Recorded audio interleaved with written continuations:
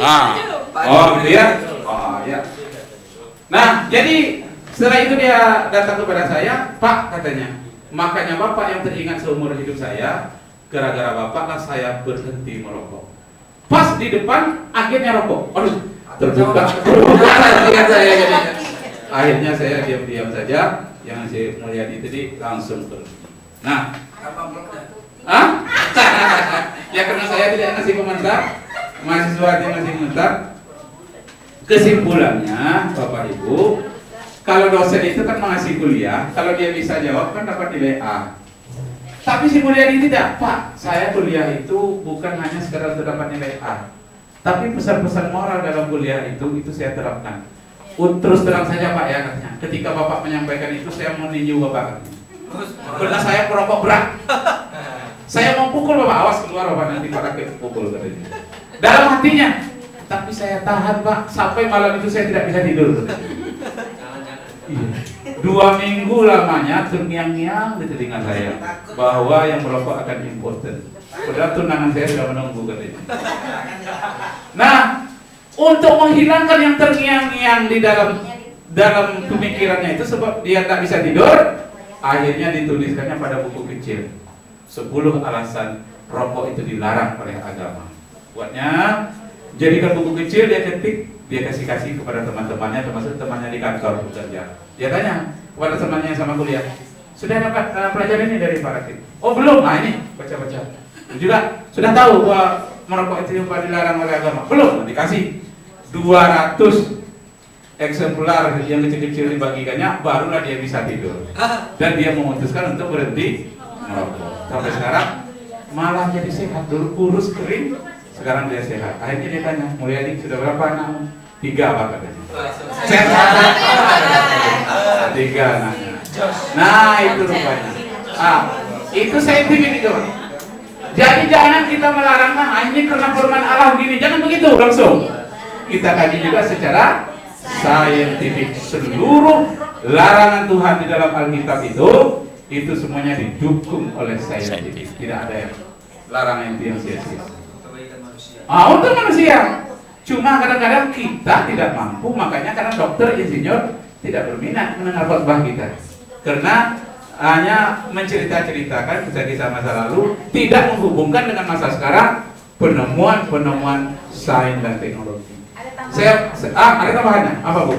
Merokok juga dari segi ekonomi membakar uang. Iya, itu yang membazirkan itu. Iya kan? Ada satu lagi mungkin Ibu lupa. Bahwa merokok itu menyebabkan penyakit mata. Penyakit mata pencarian ya. Penyakit mata pencarian. Nah ini saintifik. Jadi ibu-ibu, sebelum kita menerangkan ini dilarang oleh agama, mohon sampaikan dulu dilarang oleh sains, ya kan? Saintifik. Itulah gunanya kita ini akrab dengan internet. Mohon guru-guru agama sebelum masuk itu cari alasan sains dulu melarangnya. Kalau alasan agama, agama katanya. Tapi secara sains mulai kita pelajari, kita sampaikan. Terakhir, itulah sebenarnya firman Allah kalau kita melarang. Rupanya sains telah menemukan. Jadi Tuhan berfirman itu bukan sembarangan untuk umat, untuk hambanya yang dia sayangi. Karena sayangnya kepada kita lah, kita dilarangnya yang jelek, disuruh berbuat yang baik. Udah sampai? Waktunya? Udah jam berapa? Jam 9:10 Pak. Lewat 10. Jadi mau diterbitkan juga? Masih ada waktu? Masih. Berapa menit lagi berarti itu? Setengah jam, Pak. Setengah jam? Atau bisa teruskan ini atau? Teruskan aja. Terus Pak ya? Bisa. Sedikit lagi. Ini tentang black hole ya. Black hole yang akan memakan bumi kita. Bapak Ibu, rupanya black hole itu terdapat pada seluruh bintang-bintang hitam. Jadi bintang itu warnanya ada yang merah, ada yang kemerah-merahan, ada yang warna putih. Dan ada pula yang berwarna hitam. Ada 7 warna bintang. Ada yang biru.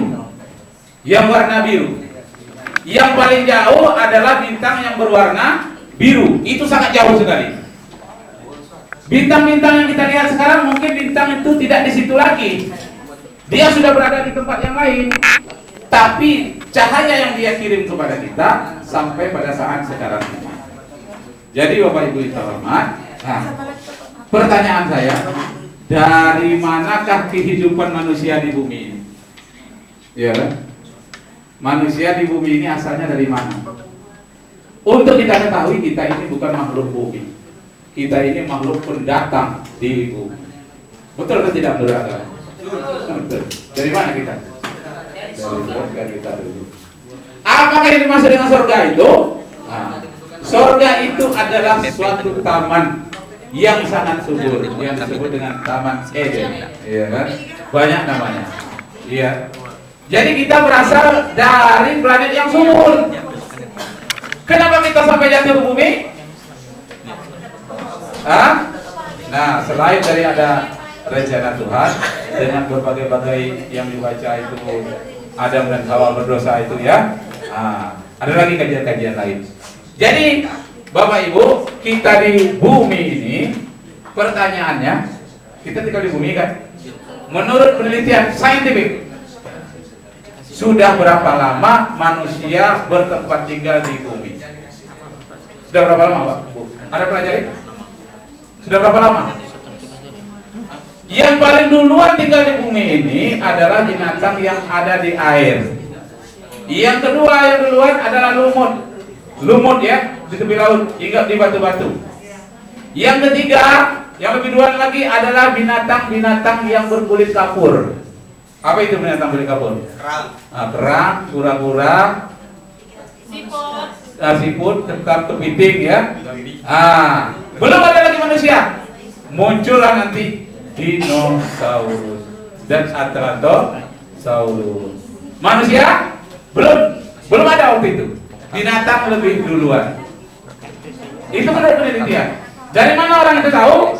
Taunya dari bekas-bekas peninggalan tulang belulang terdahulu. Ternyata monyet lebih duluan dari kita. Ya, manusia-manusia kera yang disebut dengan Pithecanthropus erectus. Dia lebih duluan dari kita. Nah, lama setelah kera-kera itu lamanya 1 miliar tahun merajai bumi. Karena umur bumi 4,6 miliar tahun. Lamanya monyet-monyet tadi, kera-kera besar berkeliaran di bumi. Nah, barulah muncul manusia. Tapi Darwin katanya ada hubungannya antara manusia dengan kera. Padahal tidak ada sama sekali. Ada hubungannya tuh. Menurut penelitian sains, Ada hubungannya. apa hubungannya? Hubungannya sama wajah Darwin dengan monyet kalau dibandingkan dengan fotonya sama. Oh gitu ya? Oh sama. Jadi Mirip karena itu Pak, karena dia nggak mau dibilang bahwa dia monyet sendirian, dia cari saudara. Oh gitu. Saudaranya kan manusia. Oh gitu. Bareng-bareng dibawa ke sana. Oh, iya. Jadi Darwin mengaku bersaudara dengan manusia. Dengan kera. Kera tidak mengaku bersaudara dengan manusia. Oke, Bapak Ibu. Jadi manusia tinggal di bumi ini dengan tempo sekian miliaran tahun, dia tidak berevolusi. Yang berevolusi itu adalah kera-kera yang tercipta dari air, sedangkan manusia tercipta dari tanah. Nah, jadi Bapak Ibu yang terhormat, dulu bumi kita ini menyatu, satu semuanya, satu. Kemudian dia terpisah-pisah. Akibat apa? Akibat lempengan bumi ini terus-menerus bergerak. Teori itu dinamakan continental drift, perjalanan benua. Itu di daerah Sodom dan Gomora itu dahulunya itu tepi pantai, ya, tepi pantai dahulunya. Tapi karena pergerakan benua, dia menjadi saling mendekat. Sekarang ini yang akan mendekat adalah antara Indonesia dengan Australia. Itu sebabnya terjadi gempa. Karena lempengan-lempengan bumi di bawah, namanya kontinental, landasan benua, itu dia beradu. Semakin lama semakin mendekat antara Australia dengan Indonesia. Yang menjauh adalah antara Afrika dan Amerika. Itu dulu dia menyatu. Jadi ada benuanya yang menyatu, ada yang menjauh. Nah, itu dalam kajian agama bahwa manusia ini berpindah dari satu tempat yang lain. Dahulunya pernah satu benua, yang sekarang dia berbeda benuanya. Nah, kesimpulan Bapak Ibu terhormat bahwa manusia ini hidup di dunia ini membawa satu misi. Betul atau tidak? Misi yang diemban manusia pertama, dia memelihara hubungan yang baik dengan Tuhannya, memelihara yang baik dengan alam semesta, memelihara yang baik dengan sesama manusia, dan bagaimana? Ya, dengan dirinya sendiri. Nah, oleh sebab itu, Bapak Ibu yang sebagai pewaris nabi-nabi ini, sains di dalam ilmu pengetahuan ini, mari kita dalami, jangan kita musuhi, ya. Mari kita bersahabat dengan ilmu pengetahuan. Mari terbuka hati kita terhadap ilmu pengetahuan.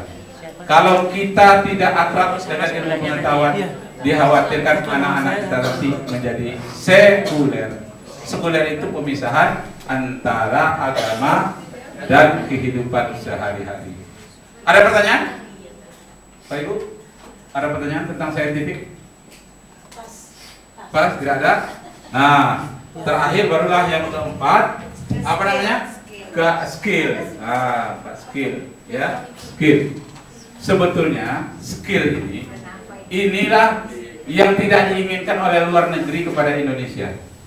Australia memberikan bantuan kepada Indonesia dalam bidang administrasi, tapi dia tidak memberikan bantuan skill. Singapura memberikan bantuan pelatihan dosen matematika, guru matematika, dia ajarkan kepada kita dalam bidang administrasinya, tapi dia tidak memberikan skill. Kenapa? Karena dalam persaingan nanti orang lebih mengandalkan skill dibandingkan dengan administrasi. Seolah-olah guru kita sekarang ini guru administrasi. Di mana-mana penataran administrasi terus. Kedalaman materi kurang. Kenapa? Itulah yang diinginkan oleh luar negeri. Kalau perlu kita tidak ada skill sama sekali, kita akan jadi pasar oleh barang-barang luar negeri. Kita menjadi konsumtif. Nah, kita menjadi konsumtif. Itulah yang diinginkannya. Untuk Bapak Ibu ketahui sekarang ini pengangguran tingkat tinggi di Indonesia bukan main banyaknya. S1, S2 yang menganggur tidak sedikit. Akibat apa?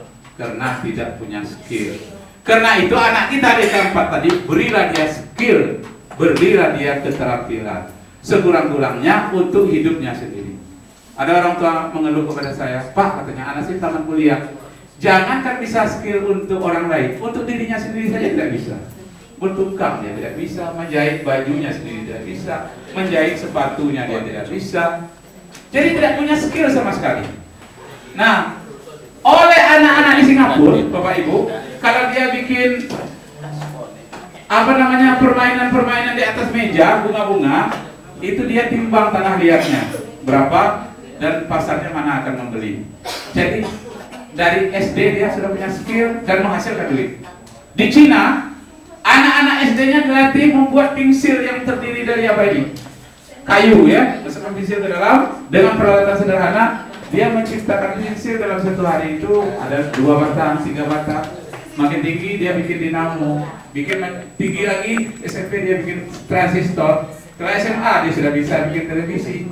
Dia tidak mau jadi pegawai negeri. Kenapa? Ditawar oleh perusahaan-perusahaan. Nah, kita belum mengarah ke situ. Jadi Bapak Ibu nanti kalau ketemu ya dengan Pak Menteri atau ketemu dengan orang-orang bidang pakar-pakar pendidikan, apa yang Anda rasakan di daerah sebagai guru, sebagai pengawas, yang kami rasakan administrasi pendidikan bagus sekali, kurikulum bagus sekali, yang kurang adalah skill. Life skillnya kurang sekali. Kita 20 tahun, 30 tahun ketinggalan dengan Malaysia, 50 tahun ketinggalan dengan Singapura, dan kita 100 tahun tinggal dengan Australia. Jadi jangan salah, kita yang harus merasakan. Jadi kalau kita boleh kita sibuk dengan administrasi ini, tapi jangan lupa di belakang itu. Nah, jadi yang akan datang ini, Bapak Ibu, nah, yang akan datang ini SMP kita bukan lagi SMP 1 seharusnya, SMP 2 tidak, tapi SMP Solar Energy. Solar Energy itu apa? Mengambil energi matahari. Sudah begitu. Nah, kemudian yang SMP 2 namanya SMP Biodiesel. Nah, saya paham ya. Nah, jadi itu kadang itu yang dibutuhkan oleh zaman. Jadi kita Kita orang agama, nabi-nabi terdahulu adalah menjawab tantangan pada zamannya. Pada zaman Yesus itu banyak orang-orang yang mengadakan pengobatan segala macam ilmu, bisa diatasinya, sehingga bisa misi kepada dia. Di zaman Nabi Muhammad, orang banyak sair-sair kesana kemari, hebat sairnya, datanglah Al-Quran mengalahkan sair-sair mereka. Di zaman Nabi Musa, banyak orang sihir-sihir bikin ular segala macam, datanglah tongkat Nabi Musa mengalahkan sihir-sihir mereka. Sekarang kita guru agama, apa untuk menangkis sihir-sihir di zaman modern? Seharusnya kita harus memiliki pula kekuatan, betul atau tidak? Nah, skill kita harus bisa. Zaman Nabi Musa bisa mengalahi sihir ularnya Firaun itu kalah. Zaman Yesus Isa itu orang-orang yang pengobatan yang apa segala bahkan bisa menghidupkan orang mati. Zaman Nabi Muhammad bisa mengalahkan syair orang yang digantung di Ka'bah itu. Nah, sekarang kita guru agama yang pengemban misi nabi-nabi terdahulu, skill apa yang kita miliki yang bisa mengalahkan sihir-sihir modern?